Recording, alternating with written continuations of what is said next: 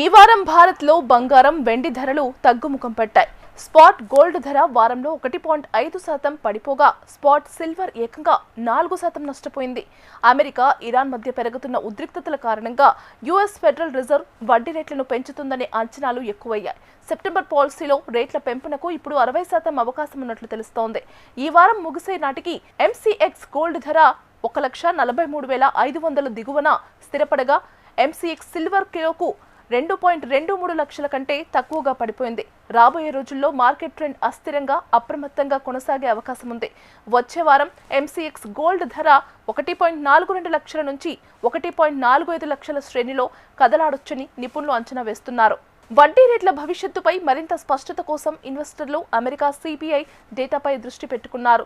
పాలసీకి సంబంధించిన తదుపరి సూచనల కోసం ఇన్వెస్టర్లు వచ్చే వారం వెలువడనున్న అమెరికా ద్రవ్యోల్బణ గణాంకాలు, ఫెడ్ చైర్ కెవిన్ వాట్ ప్రసంగంపై దృష్టి సారించారు. ఫెడ్ జూన్ సమావేశపు మినిట్స్ ప్రకారం ద్రవ్యోల్బణంపై ఆందోళనలు పెరుగుతున్నట్లు స్పష్టమైంది. వడ్డీ రేట్లను యథాతథంగా ఉంచినప్పటికీ కొంతమంది సభ్యులు రేట్లు పెంపునకే మొగ్గు చూపినట్లు తెలుస్తోంది. మరోవైపు ధరల్లో తీవ్ర ఒడిదుడుకుల కారణంగా ఈ వారం భారత్లో బంగారంపై భారీ డిస్కౌంట్ లభించింది. అయితే చైనాలో డిమాండ్ మాత్రం స్థిరంగా ఉంది.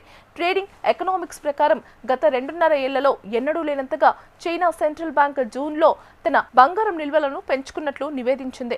బంగారం ధరలు తగ్గడానికి లేదా పెరగడానికి ప్రధాన కారణం అంతర్జాతీయ మార్కెట్లో ఉన్న పరిస్థితులే అని చెప్పవచ్చు.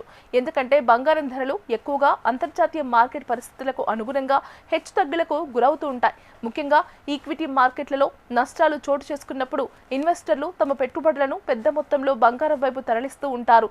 ఎందుకంటే బంగారం అనేది ఒక సురక్షితమైన పెట్టుబడి సాధనం. అందుకే బంగారంలో పెట్టుబడి పెట్టడానికి జనం ఎక్కువగా ఆసక్తి చూపిస్తారు.